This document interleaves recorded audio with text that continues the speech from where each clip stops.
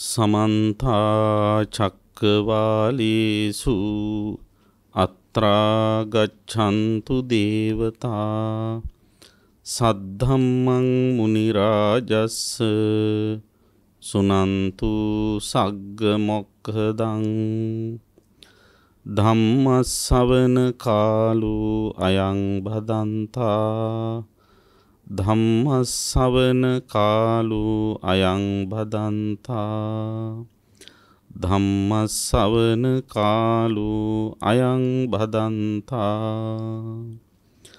नमो तस्स भगवतो अरहतो सम्मा सम्बुद्धस्स नमो तस्स भगवतो अरहतो सम्मा सम्बुद्धस्स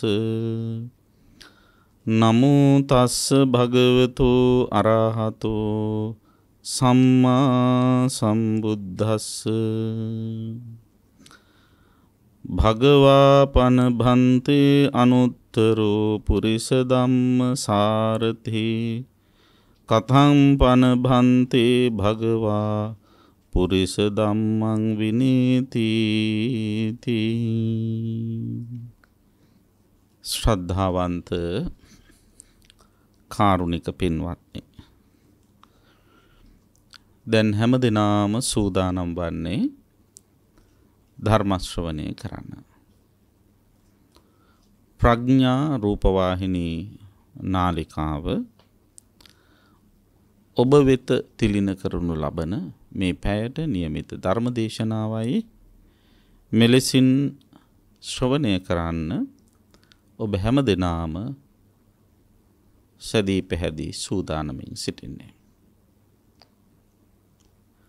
අද මේ උතුම් ධර්ම දේශනාව සඳහා දායකත්වයේ දරා කටයුතු කරන්නේ උඩුගම්පොළ වීදියවත්ත වෙලේපාරේ ආසිරි පෙදෙසෙහි පදිංචි රංජිත් හේම කුමාර බෑණනුවන්, හේමා නවරත්න දියණිය සහ තිසර තමාලි සහන් උදානි රුක්ෂාන් ලුතාෂා ඉසුරි රයිලි යන මුණුබුරු මිනිබිරියන් ඇතුළු රමණි සහ ජයතිලක ඥාතීන් ඒක රාශී වෙලා. ඒ පින්නතුන් මෙවන් වටිනා පින්කමක් සිදු කරන්නේ වසර 92ක් ආයු වළඳා 2020 ජනවාරි මාස 5 වෙනි දින පරලෝසපත්වන්ට යෙදුණු කමලා විහාරයේ ගෙදර මෑණියන් ඇතුළු පරලෝසපත්වන්ට යෙදුණු බී නවරත්න මහතා, ජේ.කේ. ගිල්බර්ට් මහතා, කේ.ඒ. විමලාවතී මාතාව, සුදත් පෙරේරා මහතා, චිත්‍රා විතානගේ මාතාව ඇතුළු මියගිය සියලු ඥාතීන්ට පින් අනුමෝදන් කරන්න, සුජීවත්ව සිටින සියලු ඥාතීන්ට ආශිර්වාද සෙත් ප්‍රාර්ථනා කරන්න. ඒ වගේම මියගිය සහ සුජීවත්ව සිටින ලෝකවාසීන් හටත් උතුම් පින් අනුමෝදන් කරගෙන ඉක්මන් භවයකදීම සියලු දෙනාටම උතුම් නිර්වාණ අවබෝධය සිද්ධ කරගන්න මේ ධර්ම දානමය කුසලයේ ඉවහල් වේවා කියලා ප්‍රාර්ථනා කරන්න. ගෞරවනීය දේශකයාණන් වහන්සේට සෙත්පතන බලාපොරොත්තු වන ගමනේ ලෝකපාලක දෙවි දේවතාවුන් වහන්සේලාටත් රණවිරුවන්ට සුවවිරුවන්ට පින් අනුමෝදන් කරන්න, ඉක්මන් භවයකදී නිර්වාණ අවබෝධය සිද්ධ කරගන්න මේ ධර්ම දානමය කුසලී වහල් වේවා කියලා ප්‍රාර්ථනා කරනවා. කොරෝනා ව්‍යසනය හා අනෙකුත් බෝවන රෝග ඉතාම ඉක්මනින් සතහටම ලෝකයෙන් දුරු වේවා කියලා ප්‍රාර්ථනා කරනවා. දායකත්වයේ දරා කටයුතු කරන පින්වතුන්ගේ සිතැඟි සිතුම් පැතුම් ප්‍රාර්ථනා බලාපොරොත්තු සියල්ල එලෙසින්ම ඉෂ්ට වේවා කියලා අපි පළමුවෙන්ම ප්‍රාර්ථනා කරනවා. මේ වෙලාවේ ධර්ම දේශනාව සඳහා මා ඔබට කියලා දෙන්න බලාපොරොත්තු වන්නේ අංගුත්තර නිකායේ චතුක්ක නිපාතයේහි සඳහන් වෙන කේසී කියන සූත්‍රය. කේසී කියන්නේ ඉංග්‍රීසි අකුරු දෙකක් නෙවෙයි. කේසී කියලා කියන්නේ එදා කාලේ ඉන්දියානු සමාජයේ හිටපු විශේෂ පුද්ගලයෙකුගේ නමක්. එතකොට කේසී මුල් කරගෙන දේශනා කරපු සූත්‍රය නිසා කේසී සූත්‍රය කියලා මේට නම් තබලා තියෙනවා. මේ සූත්‍රයෙන් ධර්මකාරණා 4ක් ඉස්මතු වෙන නිසා මේක අංගුත්තර නිකායේ චතුක්ක නිපාතයට අතුල් කරලා තියෙනවා. බුදුරජාණන් වහන්සේ සවැත් නුවර ජේතවනාරාමේ වැඩ ඉන්නකොට මේ සූත්‍ර දේශනාව සිදු කළේ. කේසී කියලා කියන්නේ පින්වත්නි විශේෂ පුද්ගලයෙක්. එයා හඳුන්වන්නේ අස්ස ධම්ම සාරථි කියලා. අස්ස ධම්ම සාරථි. ධම්ම කියන්නේ දමනය කළ යුතු, දමනය කරන්න ඕන කියන අදහස. අස්ස කියන්නේ අශ්වයෝ. දමනය කරන්න ඕන, දමනය කළ යුතු අශ්වයන් දමනය කරන කෙනාට තමයි සාරථි කියන වචනේ පාවිච්චි කරන්නේ. එතකොට දමනය කළ යුතු අශ්වයන් දමනය කරන කෙනා කවුද? අස්ස ධම්ම සාරථි. ඉතින් මෙයා ප්‍රසිද්ධ අශ්වයන් දමනය කරන කෙනෙක්. දැන් එක ඉන්නෝනේ ට්‍රේනර්ස්ලා ඉන්නෝ දැන් බල්ලන්ට, සුනකයන්ට එහෙම පුහුණු කරන අය ඉන්නවා. ඒ අය දමනය කරගෙන එහෙම පුහුණු කරන අය ඉන්නවා. සිංහයෝ පුහුණු කරන ඔය එක සත්වෝද්‍යානවල ඉන්නේ. සිංහයෝ පුහුණු කරනවා යම් යම් ක්‍රියාකාරකම් වලට. අලි ඇතුන් පුහුණු කරන අය සිටිනවා. ගිරව් වගේ වෙනත් කුරුල්ලු, උකුස්සෝ වගේ අය පුහුණු කරන අය ඉන්නවා. ඒ එක සත්වයන් දමනය කරන අය. එතකොට එදා කාලේ ඉන්දියානු සමාජය තුල හිටපු රජවරුන්ට තිබුණනේ ප්‍රධාන යුද සේනාංක 4ක්. ඒ කියන්නේ චතුරංගනී සේනාව කියලා කියන්නේ. ඇත්, අස්, රිය, පාබල කියලා. එතකොට අස් සේනාව, අශ්ව සේනාව එක සේනාංකයක්. අන්නේ සේනාංකයට ගන්නේ මේ හොඳට අශ්වයන් පිට ගිහිල්ලා යුද්ධ කරන්න පුළුවන් අය. ඒ වගේම එහි සේවයට අශ්වයෝ යොදා ගන්නවා. දැන් අශ්වාරෝහක හමුදාව කියලා තියෙන්නේ. අන්න ඒ වාගේ අශ්වයන්ව යොදා ගන්නවා. ඉතින් මේ කැලෑවල ඉන්න අශ්වයෝ ඉන්නවනේ. එතකොට සාමාන්‍යයෙන් ඔය ගොඩාක් වෙලාවට කැලෑවල ඉන්න සත්තුන්ට අපි පාවිච්චි කරනවා වල් කියන වචනේ. වල් අලියා, කැලෑවේ ඉන්න හීලා නැති අලියට කියන්නේ වල් අලියා නේද? වල් ඌරා එහෙම කියලා අපි කියනවා. එතන වල් කියන වචනේ පාවිච්චි කරන්නේ කැලෑව කියන අදහසෙන්. එතකොට දැන් අද කාලේ බැලුවොත් අලින්ට වැඩිය, ඌරන්ට වැඩිය වල් මිනිස්සු ගමේ ඉන්නව වෙන්න පුළුවන් නේ. එහෙම මිනිස්සුන්ට ඉතින් අපි වල් මිනිහා කියනවා, එහෙම නැත්නම් වලත්තයා කියනවා. ඒ වගේ එක නම් පාවිච්චි කරන අවස්ථාවක් තියෙනවා. ඉතින් කෙසේ වෙතත් දැන් මේ ගොඩක් අශ්වයෝ ඉන්නවනේ මේ කැලෑවේ හැදෙනවනේ. එහෙම කැලෑවේ ඉන්න අශ්වයන් අල්ලගන්න ඔය අශ්වයෝ දමනය කරන අය යනවා.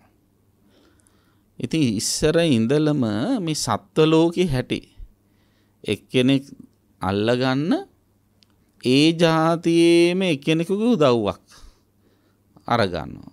ඉතින් අල්ලගන්නවා කියන්නේ එක්තරා විදිහක අර සතාගේ නිදහස නැති වෙනවා. එහෙම නැත්නම් සතා අමාරු වැටෙනවා කියන එකනේ. එතකොට ඒ જાතියේ සතු අමාරුවේ දාන්නේම ඒ જાතියෙම තව සතෙකුගේ උදව් අරගෙන.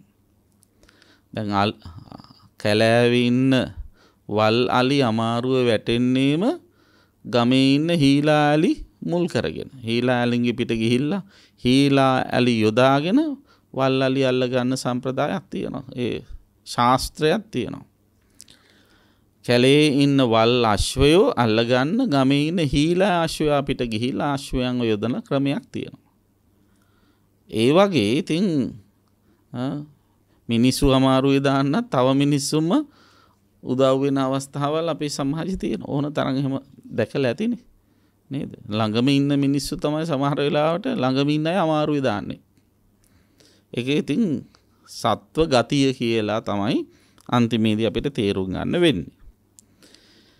ඉතින් මේ අශ්වයන් දමනය කරලා අල්ලගෙන ඇවිල්ලා හීලෑ කරලා ඒ අය මොකද කරන්නේ? අර රජ්ජුරුවන්ගේ සේනාවට සම්බන්ධ කරනවා. ඉතින් තවත් අය ඉන්නවනේ අශ්වයෝ හිම තියාගන්න කැමති අය.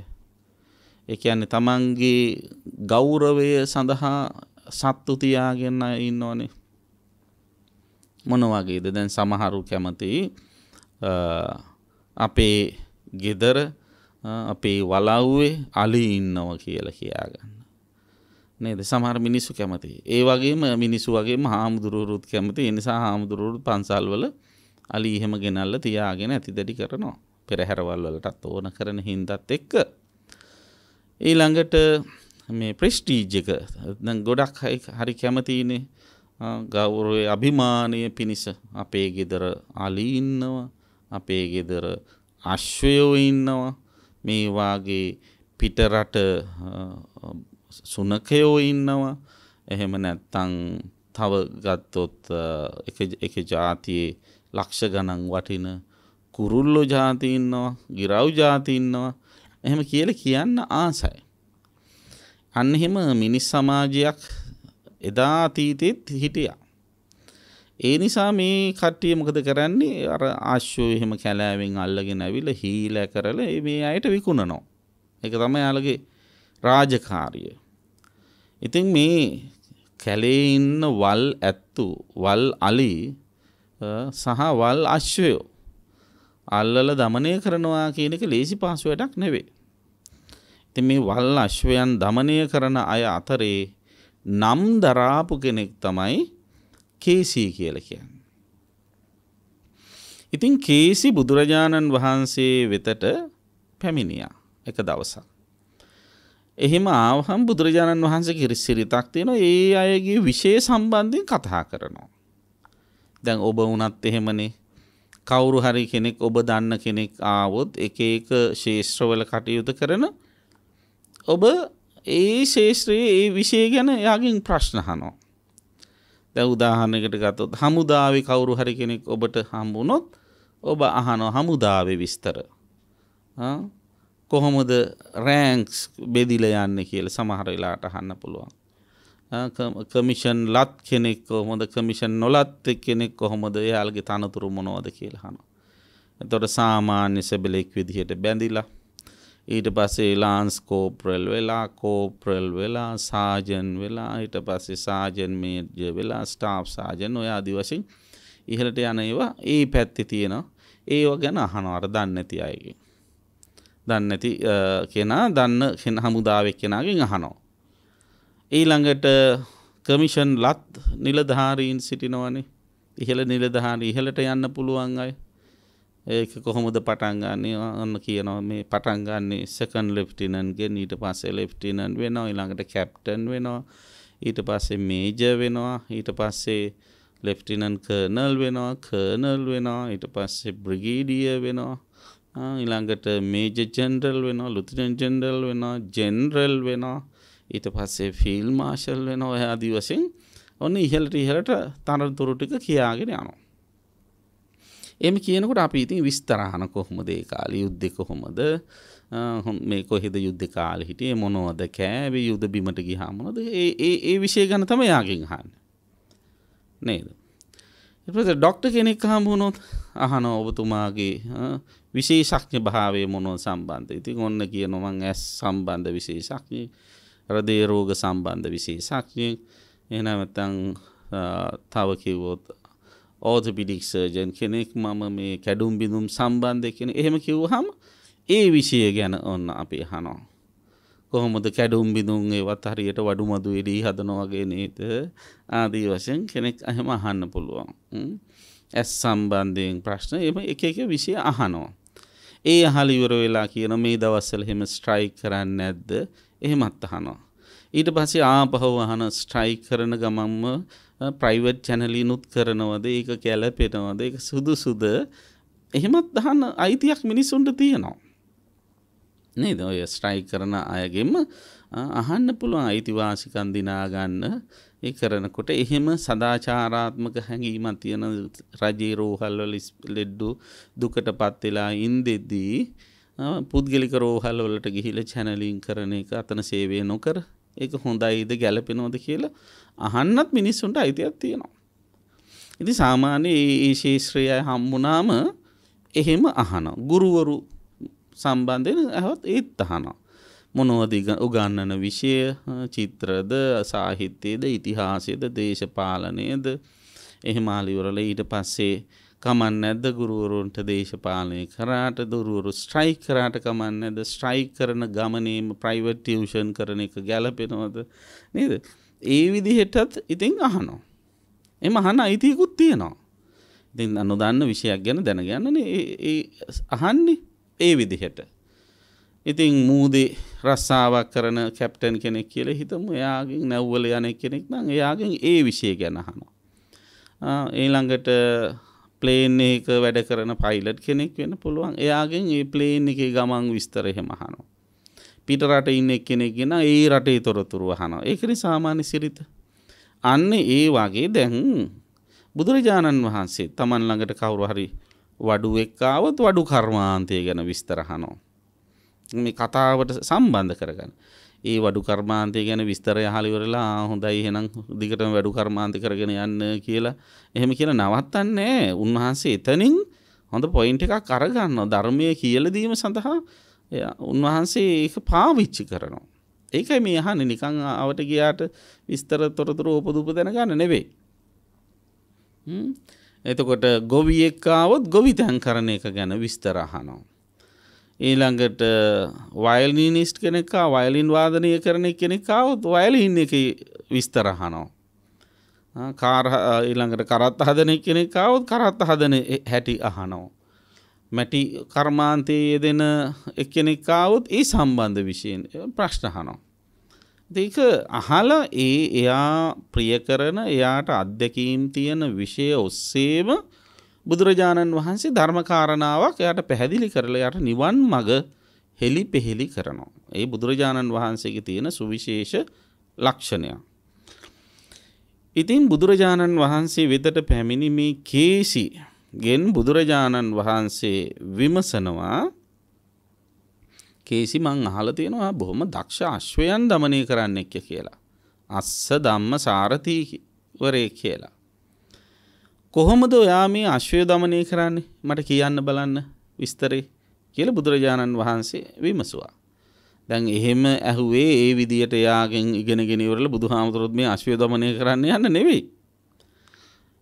ඒ තුල මෙයාට ධර්මයේ දොරටු විවර කරලා දෙන්න පුළුවන්ද කියලා බුදුරජාණන් වහන්සේ විමසුම් නුවණින් තමයි ඒ ප්‍රවේශයක් ගන්නයි එහෙම ප්‍රශ්න අහන්නේ. ඉතින් අන්න එහෙම අහනකොට දැන් කේසිට සතුටුයි.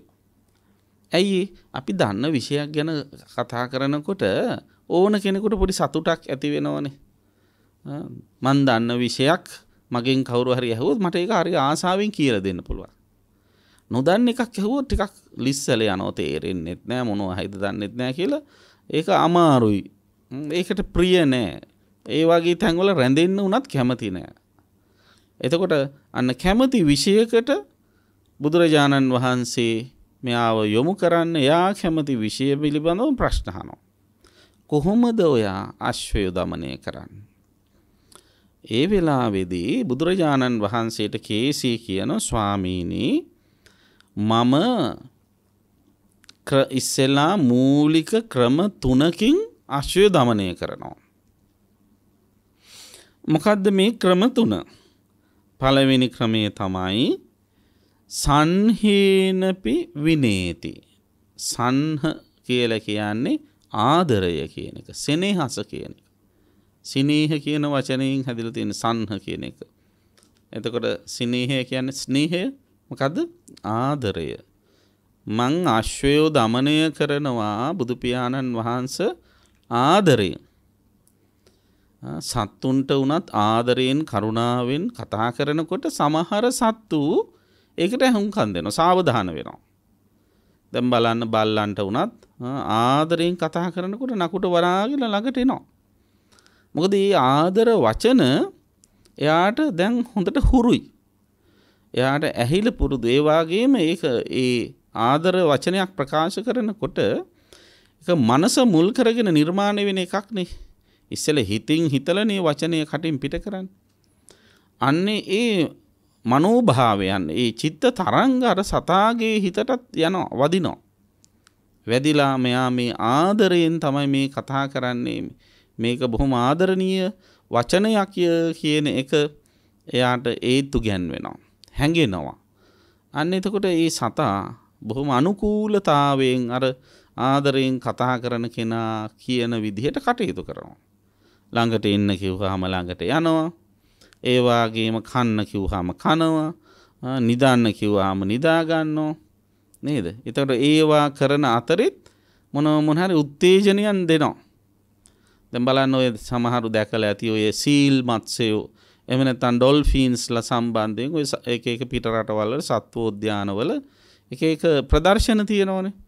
ඒ ප්‍රදර්ශන තියෙනකොට ඒ අර පුහුණු කරුවා කියන විදිහට මේ සත්තු හැසිරෙනකොට ඒක ඇගීමක් වශයෙන් මොකද කරන්නේ? පොඩි මාළු කූරියක් හරි මොනක හරි කන්න ගොදුරක් දෙනවා. ඒක කාලය වල ඊළඟ වැඩේ අර කියන දේ කරනවා. එතකොට මේ ගොදුරු දෙන්නේ තමන්ට ආදරේ නිසා, සෙනෙහස නිසා කියලා දන්න නිසා ගොදුරු වලට තියෙන කෑදරකමත් එක්කම අර තැනත්තා කියන දේට අනුගතව හැසිරෙන්න පෙළඹෙනවා. දැන් ඒකනේ සාමාන්‍ය ස්වභාවය. දැන් එක එක්කෙනා ඉස්සර කාලේ ඉඳලා ආදරයෙන් කතා කරනවා. ඒතර ආදරයේ එක ක්‍රමයක් තමයි ආදරයෙන් කතා කිරීම විතරක් නෙවෙයි, සංග්‍රහ කරන එක. සංහේනපි විනේති කිව්වේ ඒක ආදරයෙන් හික්මවනවා කියන එකෙන් අදහස් කරන්නේ කතාව විතරක් නෙවෙයි. එයා කැමති දේවල් එයාට ලබා දෙනවා. අන්නේ කැමති දේවල් ලබා දීම තුළ දමනය වෙනවා. ඉතින් අශ්වය දමනය කරගන්න ඕන වුණාම මොකද කරන්නේ? ඉතින් අශ්වයන්ට හොඳට කන්න දෙනවා, අවශ්‍ය කරන කෑම බීම දෙනවා, හොඳට වතුර දෙනවා, සලකනවා, ආදරයෙන් ඇඟ අත ගන්නවා, ආදර වචන කතා කරනවා. අන්න ඒ දේ කරනකොට ස්වභාවයෙන්ම අර සමහර අශ්වය වෙන හරියට හීලා වෙනවා. ඊළඟට අනිත් අශ්වයෝ එහෙම අශ්වය දමනය කරගන්න අතරේ තවත් අශ්වයෝ පිරිසක් ඉන්නවා. ඒ ආදරයෙන් කිව්වට අහන්නේ නැහැ. කොච්චරයි සැලකුවත්, හොඳට කන්න දුන්නත්, හොඳට හිස අත ගෑවත්, හොඳට බොන වතුර දුන්නත්, මොනවා කරත් ආදරයෙන් සෙනෙහසින් සැලකුවට හීලා වෙන්නේ. අන්න එහෙම තැන්වලදී මෙයා කියනවා, මේ කේසී කියනවා පරුසේන පිවිනේති. සමහර තැන්වලදී බුදුරජාණන් වහන්සේ මම තදින් ඉන්නවා. එතකොට තදින් ආදරයෙන් කියලා අහන්න නැත්තම් සැරට බනිනවා, පරුස වචන කියලා බනිනවා. අශ්වයන්ගේ පරම්පරාව මතක් කරලා බලන අවස්ථාව වෙනත් පුළුවන්. ඉතින් ඒ විදිහට සැරට බනිනවා. අශ්වයන්ට සමහර වෙලාවට බැනුම මොකද්ද කියලා අර්ථය තේරුම් නැති වුණාට අර ඉම්ප්‍රෙෂන් එක, සාමාන්‍ය හැඟෙන ස්වභාවය, මූණේ ස්වરૂපය සමහර වෙලාවට දැනෙන්න පුළුවන්. එතකොට ශබ්ද උච්චාරණ ශෛලිය, වචන පිට කරවෙනකොට ශබ්ද ධ්වනි අනුව මේක බැනුමක් කියලා තේරුම් ගන්න යට දැනුමක් තියෙනවා. එතකොට අන්න ඒ වගේ පරුස වචනේ. එතකොට ඒ වගේ ආදරයක් නැතිකම, දරුණුකම පෙන්නනවා. කොහොමද? කන්න දෙන ඒවා සීමා කරනවා, අඩු කරනවා, බොන්න දෙන ඒවා අඩු කරනවා. ඊට පස්සේ වේවැල් අරගෙන තලනවා, ගහනවා, රිදවනවා. අන්න ඒ වගේ දැන් බලන්න ඔය සමහර සත්තු ඉන්නවා, පූසෝ එහෙම ඉන්නවා. එක්තරා විදිහක අමානුෂිකයි ඒ ක්‍රියාව. නමුත් හික්මවා ගැනීමට එක සැරයක් හරි දඬුවම් කරන්න කියලා සමහර මොකද දැන් ඔන්න සමහරු මම අහලා තියෙනවා, මම දැකලා තියෙනවා, පූසෙක් එහෙම ගේ ඇතුලේ කැත කරොත් සමහර මොකද කරන්නේ? පූස ඇදගෙන ඇවිල්ලා අර කැත කරපු ගොඩේම, ජරා ගොඩේම හොම්බ අතුල්ලලා ඉවර වෙලා ගහනවා දෙක තුනක්. ගැහුවට පස්සේ පූසට ඕක ඉතින් මතක හිටිනවා. මේක නොකල යුත්තක් කරපු හින්දා තමයි මෙහෙම ගුටි කන්න උනේ. ගුටි විතරක් නෙවෙයි දාපුව කන්නත් උනා මූණි ගහ ගන්නත් උනා කියලා තේරුම් අරගෙන ආයි ඒක කරන්න. ඒකත් ඉතින් හික්මවන එක්තරා ක්‍රමයක් සතුන්. ඒ වගේ දැන් සමහර වෙලාවට සමහර අයව দমনය කරන්න පරුස වචනයත් අවශ්‍ය වෙනවා. සැර වචනයත් අවශ්‍ය වෙනවා. එතකොට ඒක দমনය කිරීමේ එක ක්‍රමයක්. ඒක අපි තේරුම් ගන්න ඕනේ. ඉතින් සත්තුන්ට ඔන්න මේ අශ්වයන්ව පරුස වචනේනොත් සැර පරුස ක්‍රියාවලිනොත් দমনය කරනවා කියලා කිව්වා. ඊළඟට මේ කියන දෙයාකාරයෙන්ම দমনය කරනවා. සන්හ පරුසේනපි විනේති. සන්හ පරුස කියන්නේ සැරවිය යුතු තැන සැරවෙනවා. ඒ වගේම ආදරය කළ යුතු තැන ආදරය කරනවා. ඒකත් ඉතාම වැදගත් එකක්. ආදරය කරන්න ඕන තැන ආදරය කරන්න ඕන. ඒ වගේම සැර කරන්න ඕන තැන සැර කරන්න. දැන් සමහරව ඉන්නවා සැර කරන්න ඕන තැන ආදරය කරනවා, ආදරය කරන්න ඕන තැන සැර කරනවා. එහෙම උත් හදාගන්න බෑ. ඒ නිසා වරදක් දුටු තැන ඒ වරද ඉස්සෙල්ලා ආදරයෙන් කියනවා. එහෙම අහන්න නැත්නම් සැරට බනින්න වෙනවා. ඒ වෙන දෙයක් සඳහා නෙවෙයි. ඒ හදා ගැනීමේ චේතනාව සඳහා. එතකොට එහෙම බැන්නයි කියලා වචන පිට කරනකොට ද්වේෂයක් තියෙන බව ඇත්ත වෙන්න පුළුවන්. නමුත් හදවතේ අර ඉන්ටෙන්ෂන් එක කියන එක හදවතේ ඇති අවධානය ඕනෑකම වෙනස්. අර හොඳ කතාවක් තියෙනවනේ. එක ගෙදරක අම්ම කෙනෙකුයි පුතෙකුයි හිටියලු. පුතා පොඩ්ඩක් විතර හිතුවක්කාරයි. පුතා දවසක් අම්මගෙන් අහනවා ගමනක් යන්න. ඉතින් අම්ම කියනවා යන්න එපා කියලා. හිතුවක්කාර පුතා අම්ම කියන දේ අහන්නේ නැතුව මේ ගමන යන්න පිටත් වුණා. එහෙම පිටත් වෙලා ටික දුරක් යනකොට කැලෑවක් මැදින් යන්න සිද්ධ වුණා මේ පුතාට. ඉතින් කැලෑව මැදින් යනකොට මේ පුතා කැලේ ඉන්න යකෙක් විසින් අල්ලගත්තා. දැන් අර අම්මා අර පුතාට යන්න එපා කිව්වනේ ඉස්සෙල්ලා. ඒ කියන දේ අහන්න නැතුව ඒ පුතා යන ගමන් අම්මාට කේන්ති ගිහිල්ලා මේ පුතා නවත්ත ගන්න බැරි හින්දා අම්මට කේන්ති ගිහිල්ලා කියනවා තෝ යකා කාපිය කියලා. එහෙම සැරට බැන්නා. එතකොට දැන් කිව්වා වගේම කැලේදී මේ පුතාව යකෙක් අල්ලගත්තා. යකා අල්ලගත්ත ගමම පුතාට මතක් වුණා අම්මා කියපු කතාව. මොකද්ද කතාව? තෝ යකා කාපිය කියලා. දැන් ඉතින් කිව්වා වගේ යකා අල්ලගෙන දැන් තව චුට්ටකින් කන්නත් පුළුවන්. ඒ වෙලාවේදී මේ පුතා සත්‍යක්‍රියාවක් කළා, අදිෂ්ඨානයක් කළා. මොකද්ද? අම්මා ඒ වචනය කියන වෙලාවේදී අම්මාගේ කටින් පිට වෙච්ච අදහස නෙවෙයි, හැබැවින්ම අම්මා මා කෙරෙහි දක්වන හිතේ තියෙන ස්වභාවය ක්‍රියාත්මක වෙන්න ඕන කියලා. එහෙම අදිෂ්ඨාන කරනකොටම අර යකා මේ පුතාව බිම තියලා එතනින් යන්න ගියා. ඇයි ඒකෙන් කියන්නේ මොකද්ද? මේක අවධානය සිද්ධියක් අවධානය කරන මේ සෙනෙහසේ ස්වභාවය අවධානය කරන්න. ඒ තමයි කේන්ති ගිහිල්ලා අර වගේ වචනයක් කිව්වට කිසිම අම්ම කෙනෙක් තමන්ගේ පුතා යක්කු කනවට කැමති වෙන්නේ නැහැ. ඒ පුතාට කරදරයක් දුකක් වේදනාවක් ඇති වෙනවට කැමති වන්නේ නැහැ. එතකොට එහෙම සැරට දොස් කිව්වේ මොකක් නිසාද? අර පුතාව රැක ගන්න තියෙන උවමනාව නිසා. එතකොට ඒ පුතාව වරදින් මුදවන්න, නිවැරදි කරවන්න තියෙන උවමනාව නිසා. ඒ නිසා කවුරු හරි කෙනෙක් සැරට බනිනව නම්, කෑ ගහනව නම් ඒක තමන්ට හැදෙන්න කරන දෙයක් කියලා කල්පනා කරන එක තමයි නුවණ තියන අයගේ වගකීම වෙන්නේ. සිරිත ස්වභාවය වෙන්නේ. හැමතිස්සෙම මටමයි බනින්නේ කිසිම වරදක් කරලත් නැතුව ආදී වශයෙන් එහෙම හිතා ඉන්නව නම් ඒකෙන් එයා ඒ පුද්ගලයා ඒ බැනුම් වලට අකමැති එක්කන ඒවත් එක ගැටෙන්න ගියොත් ඉතින් පිරිහෙනවා. ඉතින් බුදුරජාණන් වහන්සේ දේශනා කරන්නේ නිදීනංව පවත්තාරං යං පස්සේ වජ්‍ය දස්සිනං නිග්ගයිහ වාදින් මේධාවින් තාදිසං පණ්ඩිතම් භජේ. තාදිසං භජමානස්ස සෙය්‍යෝ හෝති න පාපියෝ. කවුරු හරි කෙනෙක් ඔබේ වරදක් ඔබට පෙන්නලා දෙනව නම් හිතන්න ඕන කොහොමද? නිධීනංව පවත්තාර නිදානයක් පෙන්නලා දෙන කෙනෙක් වගේ. යං පස්සේ වජ්ජදාසි නම් ඔබේ වරදක් දැකලා එයා පෙන්නලා දෙන්නේ කොහොමද? නිග්ගයිහවාදීන් නිග්‍රහ කරලා බැනලා අපහාස කරලා ඒක පෙන්වන්නේ. එතකොට බුදුරජාණන් වහන්සේ දේශනා කරනවා අන්න එහෙම පෙන්වලා දෙන කෙනා කවුද? පඬිතෙක්, උගතෙක්, බුද්ධිමතෙක්, ඔබේ ජීවිතයට ආලෝකය ගෙන දෙන කෙනෙක්. තාදිසං පණ්ඩිතම් භජේ ඇසුරු කරනවා නම් අන්න බොරු සෝබනේට මූනිච්චාවට ඔබ නැති ගුණ වර්ණනා කර කර මුරුංගාතේ තියන අය නෙවෙයි. ඔබේ වරද දුටු තැන සැරපරුස විදියට හරි බැනලා ඉවරලා ඔබව නිවැරදි කරන කෙනා පණ්ඩිතයෙක්. ඒ බඳු පණ්ඩිතයෝ ඇසුරු කරන්න. තාදිසං භජමානස්ස සෙය්‍යෝ හෝති න පාපියෝ. එහෙම අය ඇසුරු කරන කෙනාට දියුණුවක්මයි වෙන්නේ.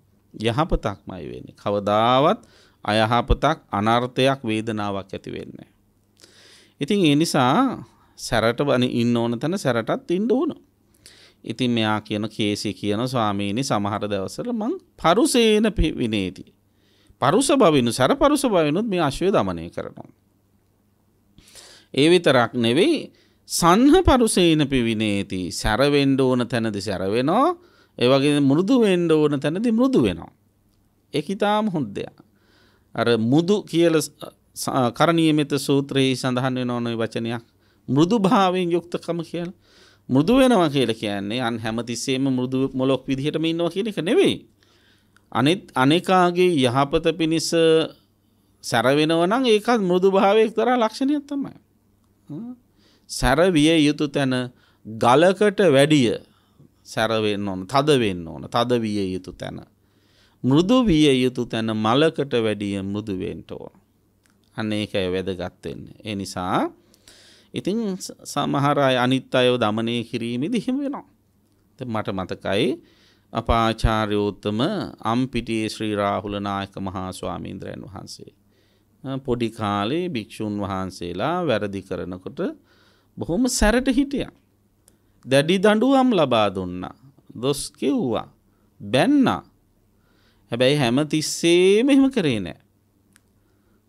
ආදරය කළ යුතු තැන සෙනෙහස දක්විය යුතු තැන ඔළුව අතගාමින් සෙනෙහස පාමින් පුතා කියලා බොහොම කරුණාවෙන් මෛත්‍රියෙන් උපදෙස් දීලා කොච්චර ලස්සනට ඒක කළාද. මට මතකයි ඉස්සර ලොකු හාමුදුරුවෝ අපි මහරගම ධර්මායතනයේ වැඩ ඉන්නකොට උන්වහන්සේ මේ භික්ෂුන් වහන්සේලාගේ කාමර පරීක්ෂා කිරීම සඳහා සතියකට වතාවක් දෙවතාවක් වැඩම කරනවා. කාමර බලාගෙන යනවා. හොඳට පිරිසිදුව තියනවද? ක්‍රමානුකූලව තියනවද? දැන් හොඳට ඇතිරිලි දාලා හොඳට සකස් කරලා තියනවද? පොත්පත් කබඩ් එකේ නිසිලසින් අසුරලා තියනවද? ඒ ඔක්කොම උන්වහන්සේ හරියට බලනවා. ඉතින් ඕනනම් කාටවත් නොදන්වා හොරෙන්ම ඇවිල්ලා ඉවර වෙලා අර පොඩි හාමුදුරන්ගේ වැරදි ටික අල්ලගන්න පුළුවන්. සමහර වෙලාවට එහෙමත් ඇවිල්ලා අල්ලගෙන බැනලා දඬුවම් කරලා නිවැරදි කරන අවස්ථා තියෙනවා. ඉතින් සමහර දවසට මොකද කරන්නේ ලොකු හාමුදුරුවෝ පල්ලෙහා තට්ටු ඉඳලා පඩිපෙළෙන් උඩහට ඇවිල්ලා උඩහා තියෙන අර කොට තාප්ප තියෙනවා. ඒ තාප්පයකට හයියෙන් අතින් ගහනවා. අතින් ගහලා හයියෙන් කෑ ගහලා අහනවා කවුද ඔය කෑ ගහන්නේ කියලා. සමහරට අර කාමර පෙළියේ කවුරුවත් කෑ ගහන්නේ නැහැ. හැබැයි නමුත් ශබ්ද නගා අහනවා කවුද කෑ ගහන්නේ කියලා. එහෙම ඇහුවාම දැන් ඔන්න කාමරවල ඉන්න හාමුදුරුවෝ දන්නවා දැන් ලොකු හාමුදුරුවෝ කාමර බලන්න එන්නයි සූදානම කියලා. ඉතින් හාමුදුරුවෝ කලබලේ හිටියත් අපි සමහර වෙලාවට කාමරේ සකස් කරලා නැතුව අපිලිවෙලට තිබුණත් අර එන කාල සීමාව ඉක්මනට හරියට ලස්සනට කාමරේ හදලා පිළිවෙලට ඉන්නවා. එහෙම ඉන්නකොට ලොකු හාමුදුරුවෝ අර කාමර දිහා බලාගෙන හිමීට ඇවිදගෙන යනවා බොහොම ගෞරවණීය විදිහට.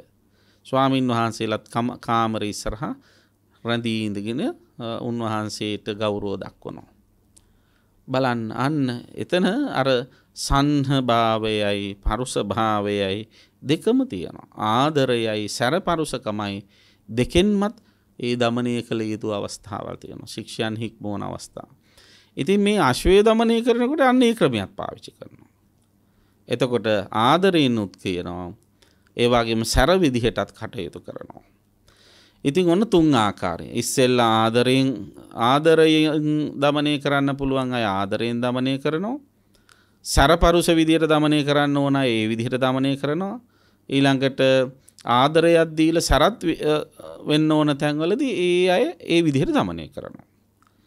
සමහරු බුදුරජාණන් වහන්සේ විමසනවා සමහර අය ආදරය කරත් සැරට හිටියත් දමනය කරගන්න අමාරු අය ඉන්න. හික්මව ගන්න අමාරු අය ඉන්නවා. එහෙම වුණොත් ඔබ මොකද කරන්නේ කියලා අහනවා. එතකොට කේසී කියනවා හනාමිනං භන්තේ. ස්වාමීනි එහෙම ආශ්වය හිටියොත් මං ඒ ආශ්වය ටික මරලා දානවා. හරි භයානක තත්ත්වයක් නේ. Tamanට දමනය කරගන්න බැරි ආශ්වයෙක් හිටියොත් කේසි කියනවා මං ඒ ආශ්වය මරනවා. ඇයි එහෙම මරන්නේ? මාමී ආචාර්ය කුලස්ස අවන්නෝ හොසි. මම මේ ශිල්පයේ ශාස්ත්‍රය ඉගෙනගත්ත මගේ ආචාර්ය පරම්පරාවට අපකීර්තියක් ඇති වෙන්නේ නැති වෙන්නයි මම මේ වැඩේ කරන්නේ. මොකද අපකීර්තිය අන්න කේසිට බැරි වුණා අශ්වයෝ දමනය කරගන්න. කේසි ගාවට දුන්න මේ දමනය කරලා දෙන්නේ කියපු අශ්වයා දමනය කරගන්න බැරි වුණා. ඒ අශ්වයා තමයි මේ කෑ ගහන්නේ දඟලන්නේ කියලා ඔන්න අපකීර්තිය පැතිරෙන්න පුළුවන්. දැන් සාමාන්‍යයෙන් එහෙමනේ නේද? එක එක අශ්වයෝ විතරක් නෙවෙයි ওই දමනය කරගන්න බැරි මිනිස්සු ඒ එක තැන්වලට යවුවාම ඒ මිනිස්සු එතෙන්ට යවපු මිනිස්සුන්ටනේ අනිත් අය බනින්නේ. නේද? දැන් ඔය දමනය කරගන්න බැරි සමහර මිනිස්සු ඔක්කොම නෙවෙයි. සමහර පිරිසක් යවල තියෙනවනේ ලංකාවේ මිනිස්සු එකතු වෙලා දියවන්නාව මැද්දට. නේද? එතකොට ඒ අය කෑ ගහනකොට දමනය කරගන්න බැරි විදිහට අශීලාචාර විදිහට පුටු පෙරලනකොට එක එක જાතියේ ප්‍රහාර එල්ල කරනකොට රණ්ඩු සරුවල් වෙනකොට නේද? ඒ පුද්ගලයාට විතරක් නෙවෙයි බනින්නේ. අර ඒ පුද්ගලයාව යවපු පළාතටත් බනිනවා. මෙයා අහවල් පැත්තේ එක්කෙනෙන්නේ ඒ මිනිසුන්ට තමයි දොස් කියන්න ඕන. ඒ මිනිසුන්ගේ වරද තමයි මේ වගේ නුසුදුස්සෙක් ඇයි යවුවේ. කියලා ඒ අපි තුම් දිස්ත්‍රික්කේ නම් ඒ දිස්ත්‍රික්කේ මිනිසුන්ටත් බනිනවා. ඒ පරම්පරාවටම බනිනවා. ඊළඟට සමහර වෙලාවට මිනිසුන්ට බනිනවා වගේම අදාළ පක්ෂයට බනිනවා. එහෙම නැත්නම් එයාලගේ පවුලට බනිනවා. මෙච්චර රහවලා හොඳට ඉඳිදී ආදාන්නේ නැතුව මෙයා දැන් මොකටද ආදී වශයෙන් දොස් කියනවා. අන්න ඒ වගේ දැන් මේ දමනය කරගන්න බැරි කෙනෙක් අශ්වයෙක් බැරි වෙලාවත් කුලප්පු වෙලා හිතුවක්කාර වෙලා දඟලලා කරදර කළොත් අර කේසිගේ ආචාර පරම්පරාවටම ලැජ්ජ වෙන්න වෙනවා. දැන් සාමාන්‍ය එහෙමනේ ඕන තරම් සත්ත්ව විතරක් නෙවෙයි දැන් බලන්න දමනය කරගන්න බැරි ළමයි ඉන්නේ. ඒතකොට ඒ ළමයින් දමනය කරගන්න බැරි වුණාම අම්මල තාත්තලටත් එක බැනුම් අහන්න වෙනවා.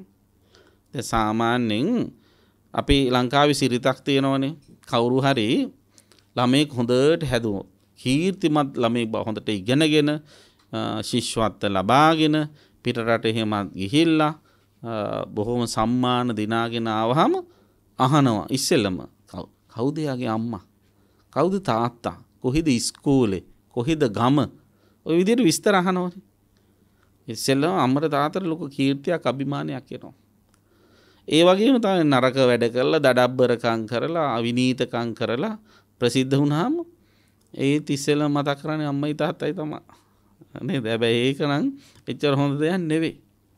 කම්පාවට වේදනාවට පත් වෙන. ඉතින් අම්මලා තාත්තලගේ පරම්පරාවටත් මහා අවමානයක්. ඉතින් මෙන්න මේ තත්වය නිසා කේසි කියනවා ස්වාමීනි එහෙම අශ්වයෝ මම මරලා දානවා කියලා. මගේ ගුරු පරම්පරාවට අවමානයක් නොවෙන්නයි මම ඒක කරන්නේ කියලා. ඔය කතාව කියලා බුදුරජාණන් වහන්සේගෙන් කේසි අහනවා බුදුහාමුදුරනේ මට නම් කියන්නේ අසධම්මසාරති කියලා. ඔබ වහන්සේට මං අහලා තියෙන අනුත්තරෝ පුරිස ධම්මසාරති කියලා. දමනය කළ යුතු පුරුෂයන් දමනය කරන අය අතරේ ඔබ වහන්සේ අනුත්තරයි උත්තරීතරයි. ඔබ වහන්සේ දමනය කළේ මේ සත්තු විතරක් නෙවෙයි මිනිස්සු විතරක් නෙවෙයි සියලු සත්වයෝ. ඔබ වහන්සේ දෙවියෝ දමනය කරලා තියෙනවා. බක බ්‍රහ්මයා වැනි බ්‍රහ්මයෝ දමනය කරලා තියෙනවා. නන්දෝපනන්ද වැනි නාගරාජයන් දමනය කරලා තියෙනවා. සියලු දෙනාටම කරදර කරන මාරයා ප්‍රධාන මාර සේනාව දමනය කරලා තියෙනවා. ඊළඟට නාලාගිරි වැනි හස්තිරාජයන්ව දමනය කරලා තියෙනවා. ඊළඟට ආලවක වැනි යක්ෂයන්ව දමනය කරලා තියෙනවා. ඒ වගේම චිංචමානවිකාව වැනි දුෂ්ට නපුරු චේතනා තියෙන මිනිස්සු දමනය කරලා තියෙනවා. එහෙම නිසා ඔබ වහන්සේටම කියන්නේ පුරිස ධම්මසාරතේ කියලා. ස්වාමීනි බුදු පියාණන් වහන්සේ ඔබ වහන්සේ කොහොමද මේ පුරුෂයන්ව දමනය කරන්නේ කියලා බුදුහාමුදුරුවන්ගෙන් කේසි ප්‍රශ්නයක් අහනවා. එතකොට බුදුරජාණන් වහන්සේ අර කේසි කියපු උත්තර ටිකම දෙනවා. කොහොමද?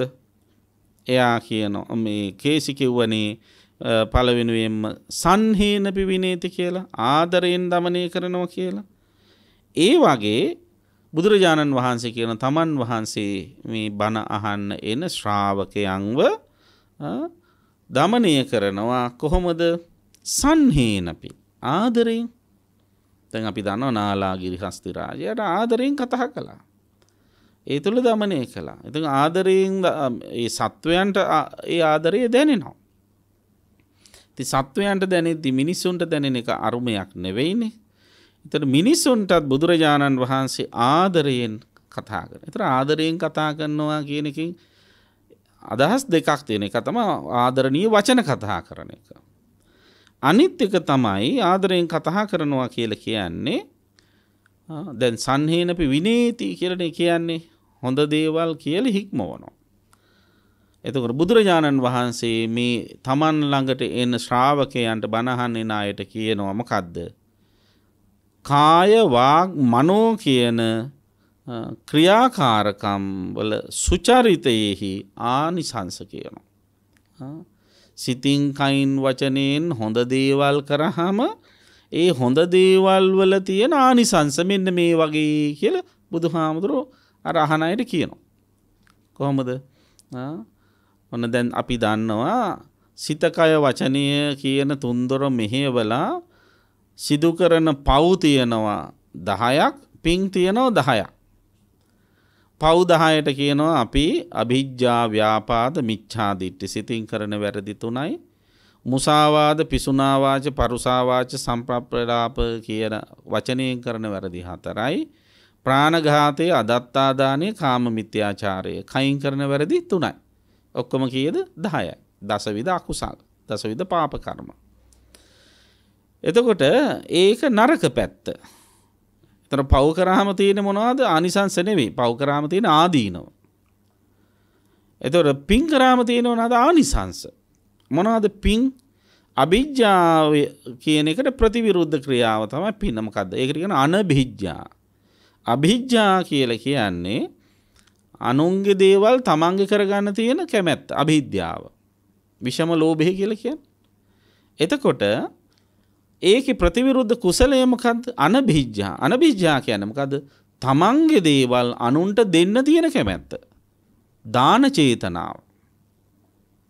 ඒතර බුදුරජාණන් වහන්සේ මොකද කියන්නේ? අනභිද්‍යාවේ තියෙන ආනිසංස කියලා. දන් දුන්නාම ලැබෙන ආනිසංස කියලා. ඒතර අන්නේ ආනිසංස ගැන කියනකොට ඒ ආනිසංසයේ බැඳිලා බොහෝ දෙනා මෙවන් හොඳ දේවල් නේ මට මේ ක්‍රියාවෙන් ලැබෙන්නේ කියලා අන්නේ හොඳ පැත්තට යන ඇඹුරු වෙනවා. ඊට පස්සේ ව්‍යාපාදයේ හොඳ පැත්ත තමයි අව්‍යාපාදය. ඒ කියන්නේ අව්‍යාපාදය කියන්නේ මොකද්ද? මෛත්‍රිය. ඉතින් බුදුරජාණන් වහන්සේ මෛත්‍රී කිරීම සහ මෛත්‍රී කිරීමේ ආනිසංස කියනවා. ඒ ආනිසංසය අහගෙන ඉන්නකොට අනේ මමත් මෛත්‍රී කළොත් මටත් මේ විදිහේ සුවයක් මටත් මේ විදිහේ වාසනාවක් උදා වෙනෝනේ කියලා හිතලා අන්න එයා ආනිසංස පැත්ත අහලා ඒ හොඳ දේ කරන්න හිතින් කරන්න පෙළඹෙනවා. ඊළඟට මිත්‍යා දෘෂ්ටිය හොඳ පැත්ත සම්මා දිට්ඨියනේ. ඒතර සම්මා දිට්ඨිකයෙකු වීමේ තියෙන වටිනාකම ආනිසංස කියනවා. සම්මා දිට්ඨිකයෙකුට මෙලෝ සාන්තිය ඇති කරගන්න පුළුවන්, පරලෝ ජීවිත සුවපත් කරගන්න පුළුවන්. ඒතර නෙවෙයි නිවනට සමීප වෙන්නත් උවමනා වෙන්නේ සම්මා දිට්ඨියයි කියලා කිව්වහම ඒකේ ප්‍රතිලාභ ආනිසංස කියනකොට අන්න සම්මා දිට්ඨිය හිත තුළ ඇති කරගන්න පුළුවන් තරම් වෑයම් කරනවා. එතකොට දැන් මේ ආනිසංස කියන්න යා මොකද වෙන්නේ? මනසින් සුචරිතයෙහි යෙදෙනවා. මනෝ සුචරිතය මනසින් කරන හොඳ ක්‍රියාකාරකම්. ඊට පස්සේ එතනින් නවතින්නේ නැහැ. වචී සුචරිතයේ තියෙන ආනිසංස කියනවා. වචී සුචරිත කියන්නේ වචනෙන් කරන හොඳ ක්‍රියාකාරකම්. මොනවද? බොරු කියන එකකින් වැළකීලා සත්‍යවාදී වෙන ඇත්ත කතා කරාම මෙන්න මේ වාගේ ප්‍රතිඵල ලැබෙනවා. හැමෝගෙම ප්‍රශංසාවට ලක් වෙනවා, පිළිගැනීමට ලක් වෙනවා. ඒ වාගේම අනිත් අය අදහනවා, ඔබ විශ්වාස කරන කෙනෙක් වෙනවා, මූණ ලස්සන වෙනවා, කට සුවඳ හමනවා. දැන් සමහරු ඉන්නෝනේ ළඟට ගිහිල්ලා කතා කරන්න බෑ, කට ගඳ ගහනවා. නේද? එහෙමයි ඕන තරම් ඉන්නවනේ. ඉතින් ඒ වගේ නරක විපාක තියෙන විවිධාකාරය. ඉතින් බොරු කීමේ උනත් එහෙම එන්න පුළුවන්. ඉතින් සාමාන්‍ය පුංචි ළමයින්ට කියන බොරු කියන්න එපා, කටගඳ ගහන පටන් ගන්නවා කියලා එහෙම කියනවා. අතීත ජාතක කතාවන් ඇසුරු කරගෙනත් ඒ වාගේ අදහස් සමාජයේ ස්ථාපිත වෙලා තියෙනවා. ඒතර අනිත් වගේ ආදීනව පැත්ත පෙන්නන්න ආනිසංස කියනවා. ඇත්ත කියන්න ගත්තාම හැමෝම ಗುಣ කියනවා, සුවඳ හැමෝම ප්‍රිය කරනවා, ආදරය කරනවා කියනවා. ඊළඟට කේලම් කියන්නේ නැතුව සමගි සම්පන්න වචන කියන්න. එතකොට හැම දිනාගෙම ආකර්ෂණයට ගන්න පුළුවන්. පරුස වචන කියන්නේ නැතුව ආදරණීය වචන කතා කරන්න. අන්න ඒ විදිහට මේ හොඳ පැත්තේ ආනිසංස කියනවා. ඒතකොට හොඳ පැත්තේ ආනිසංස දැනගත්තාම ඒ ආනිසංස දැනගන්න තරමට මිනිස්සු ඒ පැත්තට නැඹුරු වෙනවා. දැන් සාමාන්‍ය එහෙමනේ දානයක ආනිසංස දැනගන්න තරමට මිනිස්සු දෙන්න කැමතිනේ. ඒකනේ හාමුදුරුවෝ ගොඩාක් වෙලාට ওই දාන ගෙවල් වල එහෙම ගිහිල්ලා ඉවර වෙලා පින් වාක්‍ය එහෙම කියන්නේ ලස්සනට. මේ දානි ආනිසංස බලෙන් සුජාතා, සුමනා, බන්දුල මාතා, විසාකා වගේ ලැබෙනවා කියලා කිව්ව ගමන්ම ඉතින් ඒව ලැබෙනවා නම් දෙන්නම් කොන තරම් කියලා නේද උපාසකම්මල දෙන්න ගන්නවා. ඉතින් එහෙම ඒ තුල අර දාණයට යොමු කරන්න ලේසි. මොකද පොඩි ඉන්වෙස්ට්මන්ට් එකක් තියෙනවා එතන. පොඩි දෙයක් ආයෝජනය කරලා ලොකු දේවල් බලාපොරොත්තු වෙනවා, ඒ ලොකු දේවල් ලැබෙනවා කියලා කිව්වහම ඒවට මිනිස්සු නැඹුරු වෙනවා. අන්න ආනිසංස පෙන්නල ඉවර වෙලා සුචරිතයට නැඹුරු කරනවා. අභය දානයේ තියෙන ආනිසංසය, හොරකමින් වැළකීලා දන් දීමේ තියෙන ආනිසංසය, කාමිත්‍යාචාරයෙන් වැළකීලා බ්‍රහ්මචාරී වීමේ තියෙන ආනිසංසය පැහැදිලි කරනකොට කියනකොට අන්න ඒ ආනිසංස ඉලක්ක කරගෙන මිනිස්සු සුචරිතවත් වෙනවා, සදාචාර සම්පන්න වෙනවා, සිතින් කයින් වචනෙන් හොඳ දේවල් කරන්න පෙළඹෙනවා. එතකොට සිතින් කයින් වචනෙන් සුචරිතයෙහි යෙදෙනවාය කියලා කියන්නේම මොකද්ද? සුචරිතයෙහි යෙදෙන කෙනාගේ හිතේ පංච නීවරණ ධර්ම යටපත් වෙනවා. කවුරු හරි කෙනෙක් සිතින් පව් කරන්නේ නැත්නම්, වචනයෙන් පව් කරන්නේ නැත්නම්, කයින් පව් කරන්නේ නැත්නම් අර නීවරණ ධම්ම. ඒ කියන්නේ කාමච්ඡන්ද, ව්‍යාපාද, තීන මිද්ද, උද්ධච්ච කුක්කුච්ච කියන ඒවා යටපත් වෙනවා. සිත කය වචනය කියන තුන්දොරින් පව් කරන්නේ නැහැ කියලා කියන්නේම එයාගේ හිත සමාධිමත් වෙනවා කියන එකයි. එතකොට සමාධිමත් හිත සමාධිමත් වෙනවා කියන එකේ අනිත් අදහස තමයි පංච නීවරණ ධර්ම යටපත් වෙනවා කියන එක. එතකොට අන්න පංච නීවරණ ධර්ම යටපත් කරන්න මේ කියන ත්‍රිවිධ සුචරිතය බෙහෙවින්ම උපකාර වෙනවා. එතකොට ත්‍රිවිධ සුචරිතය කියන්නේ මොකද්ද? සීලය වෙන දෙයක් නෙවෙයි. සිතින් කයින් වචනේ සංවර වෙනවා කියන්නේ සිල්වන්ත වෙනවා කියන. ඒතර ඒ සීලය පාදක වෙනවා කුමක් සඳහාද? සමාධියට. ඒතර ඒ සමාධිය උපකාර වෙනවා කුමක් සඳහාද? ප්‍රඥාවට. ඒ ප්‍රඥාව විදර්ශනා ප්‍රඥාව උපකාර වෙනවා විද්‍යා විමුක්තියට, කෙලෙසුන්ගෙන් හිත නිදහස් කරගන්න. ඒ කියන්නේ නිවන් දකින්න. අන්න බලන්න නිවනට නැඹුරු වෙන හැටි. ඒ තුලින් ආනිසංස පාර්ශ්වයේ පෙන්නලා සුචරිතයට නැඹුරු කරලා නිවනට මෙහෙවනවා. ඊට පස්සේ බුදුරජාණන් වහන්සේ මතක් කරනවා මමත් කේසි පරුසේන පිවිනේති. සරටත් බැනලත් ගෑ ගහලත් දොස් කියලත් හික්මවනවා. එතකොට බුදුරජාණන් වහන්සේ මේ අනිත් අය වගේ අසභ්‍ය වචන කියාගෙන කෑ ගහලා පරුස වචන කියලා එහෙම කරනව නෙවෙයි. දැන් බුදුදහමේ තියෙන වචන කොච්චර තියෙනවද? ඒ අතරේ තියෙන සැරම වචනේ මොකද්ද? සැරම වචනේ මෝඝ පුරිස කියන වචනේ විතරයි. දැන් අපි දන්නවනේ සිංහල භාෂාවේ තියෙනවනේ සුද්ධ සිංහල කියන වචන. නේද? බොහොම නිහඬව කියන්නේ නැති ශබ්දනගා කියන කුණුහරුප නේද? ඉංග්‍රීසි භාෂාවල කොච්චර කුණුහරුප තියෙනවද බලන්න. මොකද්ද පාලි භාෂාවේ තියෙන කුණුහරුපය? පාලි භාෂාව බුදුරජාණන් වහන්සේගේ භාෂාව. උන්වහන්සේ සුගත ගුණයෙන් යුක්තයි. සෝභන වූ වචන කතා කරපු උත්තමයන් වහන්සේ. ඒ නිසා උන්වහන්සේ භාවිත කළ වචන ඒ භාෂාවේ කුණුහරුප නැහැ. සැරට කතා කරන්න තියෙන එකම වචනය තමයි මෝඝ පුරුෂයා කියනවා. හිස් මිනිසයා කියන එක. එච්චරයි. එතකොට අන්න ඒ විදිහට හිස් පුරුෂයා කියලා දොස් කියලා බුදුරජාණන් වහන්සේ හික්මෝන අවස්ථා තියෙනවා. ඒතර හිස් පුරුෂයෝ මොකද කරන්නේ? එයාලා සිතින් කයින් වචනෙන් දුරාචාරය දෙනවා. දුෂ්චරිතය දෙනවා. ඒ කියන්නේ අර කලින් කියපු අභිජ්ජා ව්‍යාපාද මිච්ඡාදිට්ඨි, මුසාවාද පිසුනාවාච පරුසාවාච සම්ප්‍රප්‍රලාප, ප්‍රාණඝාත අදත්තාදාන කාමිත්‍යාචාර. මෙන්න මේ කියන දසවිධ පාප කර්ම කරනවා. ඉතින් බුදුරජාණන් වහන්සේ මොකද කරන්නේ? අන්න ඒ වාගේ පාප කර්ම කරනකොට ලැබෙන ආදීනව, ඒවයේ තියෙන නරක පැත්ත කියනවා. එහෙම කරන කෙනා ඉද තප්පති, මෙලොවත් හැවෙනවා. පෙච්ච තප්පති, මෙලොව විතරක් නෙවෙයි තැවෙන්න වෙන්නේ, පරලොව ගිහිල්ලත් වේදනාවට තැවෙන්න වෙන්නේ, ලත වෙන්නයි වෙන්නේ. ඊට පස්සේ උභයත්ත තප්පති, උභයත්ත කියන්නේ මෙරෝ පරලෝ දෙකේම තැවෙන්න වෙනවා. පාපං මේ කතන්ති තප්පති, භීයෝ තප්පති දුක්ගතින් ගතෝ. තමන් විසින් කරගත් පව් තමන්ට මතක් වෙලා දුගතියේ ගිහිල්ලත් බොහෝ සෙයින් තැවෙන්න වෙනවා. පින්වත්නි, බුදුරජාණන් වහන්සේ ධර්මයේ සඳහන් කරනවා නත්ති ලෝකේ රහෝනාම පාපකම්මං පකුබ්බතෝ. පව් කරපු එක්කෙනාට හංගන්න පුළුවන් තැනක් ලෝකේ කොහෙවත් නැහැ. රහසක් විදියට තියාගන්න පුළුවන් කමක් නැහැ. හැමතිස්සෙම මේක හිතේ වැඩ කරනවා. ඒ හිතේ කරපු පාප කර්මයේ වැඩ කරන්න මොකද හිත හැමතිස්සෙම ලත වෙනවා. හිත ලත වෙනවා කියලා කියන හිත නොසන්සුන්. ඒතර පව් කරපු එක්කෙනාගේ හිත නොසන්සුන්. එතකොට එයා මෙලොවදීම ඒ නොසන්සුන් මානසිකත්වයෙන් පීඩා විඳිනවා. ඒතර මේ නොසන්සුන් මානසිකත්වයෙන් පීඩා විඳින නිසා, කම්පා වෙන නිසා එයාට චිත්ත සමාධියක් ඇති වෙන්නේ නැහැ. ඒතර චිත්ත සමාධියක් ඇති වෙන්නේ නැත්නම් විදර්ශනාවට හිත නැඹුරු වෙන්නේ නැහැ. සමාහිතෝ යථාභූතං පජානාති කියලානේ කියන්නේ. හිත සමාහිත වුණාමනේ ඇත්ත ඇති හැටියෙන් වටහා ගන්න පුළුවන්. ඉතින් මේ හිතේ ලතවීම් තියෙන කෙනාගේ හිත සමාහිත වෙන්නේ නැහැ. ඒ කියන්නේ ඒකාග්‍ර වෙන්නේ, එකඟ වෙන්නේ නැහැ. තැම්පත් වෙන්නේ. තැම්පත් නොවෙනවා නම් මොකද වෙන්නේ? හිතට ඇත්ත ඇති හැටියෙන් වටහා ගන්න පුළුවන් ඥාන ශක්තිය උපදව ගන්න බෑ. එහෙම කෙනාට නිවන් දකින්න බෑ. ඒ නිසා මොකද්ද කරන්න ඕන? කරන්න ඕන දේ තමයි ඔන්න ඔය කියන දසවිධ පාප කර්මවල ආදීනව දකින්න ඕන. ඉතින් බුදුරජාණන් වහන්සේ ආදීනව පැහැදිලි කරනවා. අපායේ ගිහිල්ලා දුක් විඳින හැටි, പ്രേත ලෝකවල ගිහිල්ලා දුක් විඳින හැටි, භූත ලෝකවල ගිහිල්ලා දුක් විඳින හැටි ඒව කියලා තියෙනවා. අන්න ඒවට බය ඇති වෙනවා මිනිසුන්ට.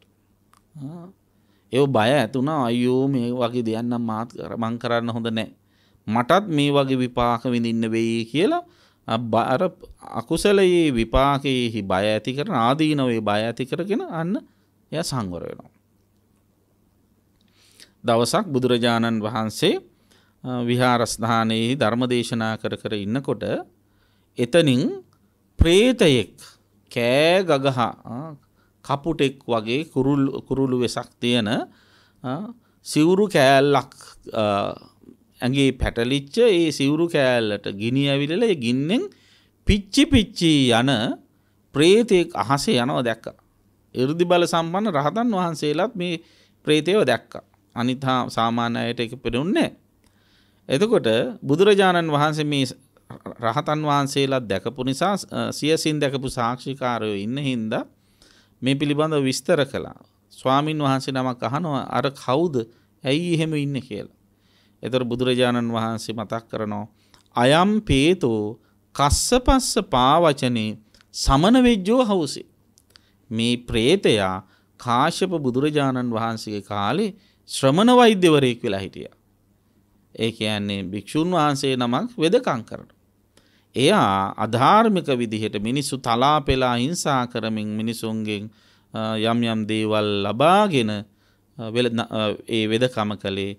ඒ විතරක් නෙවෙයි හරියට ගෙව්වේ නැති අයට බාගෙට වෙදකම් කළා. එහෙම නැත්නම් ලෙඩේ වැඩි වෙන විදිහට වෙදකම් කළා. ඉතින් මේක හාමුදුරන්ට විතරක් බලපාන තත්ත්වයක් නෙවෙයි. ගිහි අයට උනත් එහෙමයි. සමහරු හරියට ගෙව්වේ නැති වුණොත් ලෙඩේ හරියට හොඳ කරන්නේ නැහැ.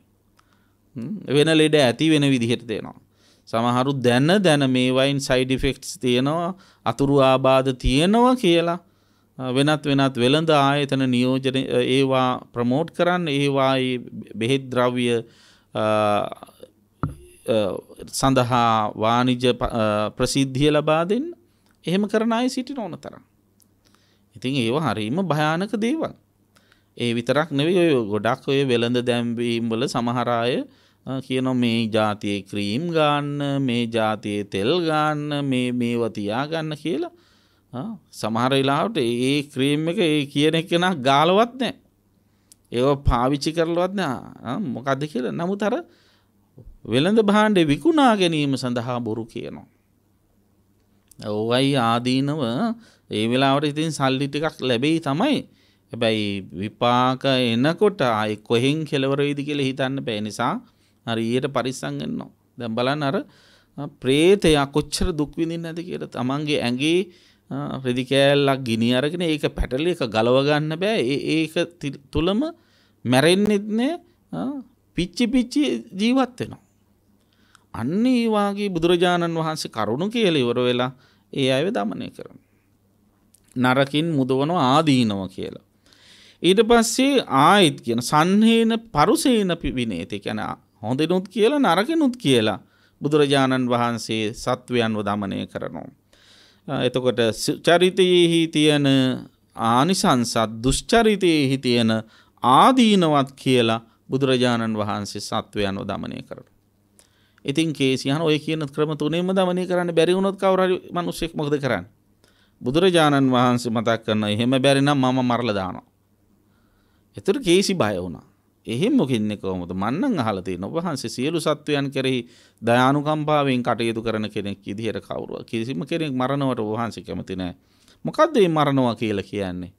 කියලා බුදුරජාණන් වහන්සේගෙන් විමසනවා. එතකොට බුදුරජාණන් වහන්සේ කේසිට කියන වදෝහේසා කේසි අරියස්ස විනයේ යන්න ආගතෝ වත්තබ්බං අනුසික්හිතබ්බං මඤ්ඤති නපි විඤ්ඤු සබ්‍රහ්මචාරීසු කියලා. ඒ කියන්නේ මෙතන වදහේ කියලා කියන්නේ මරලා දානෝ කියන්නේ මොකක්වත් නෙවෙයි. තථාගතයන් වහන්සේ කල්පනා කරනවා මොකද්ද? වත්තබ්බං අනුසික්හිතබ්බං මඤ්ඤති. ඒ කියන්නේ අනුශාසනා කළ යුතුයයි කියලා හිතන තැන්වලදී අනුශාසනා කරන්නතු ඉන්නවා. ඒ කියන්නේ උන්වහන්සේ කතා කරන්න යන්න. ඒකට කියනවා බ්‍රහ්ම දණ්ඩනය කියලාත් කියනවා. දැන් හිතන්න අපි බොහොම ගෞරව කරන කෙනෙක් අපි ලෙන්ගතුව ඉන්න කෙනෙක් එක සැරේටම කතා කරේ නැති වුණොත් නිකන් අපි සම්පූර්ණයෙන් කපලා දැම්මා වගේ වෙනවනේ. ඒක අපි කොච්චර මනසට දැනෙන්න ගන්නවද? ඊට පස්සේ අන්න හොයන්න ගන්නවා ඇයි මට මෙහෙම වුනේ. එතකොට හිතනවා මගේ වරද නිසා තමයි කතා කළේ නැත්තේ. එතකොට අන්න ඒ කතාව හදා ගන්න. ඒ වරද හදා ගන්නවා.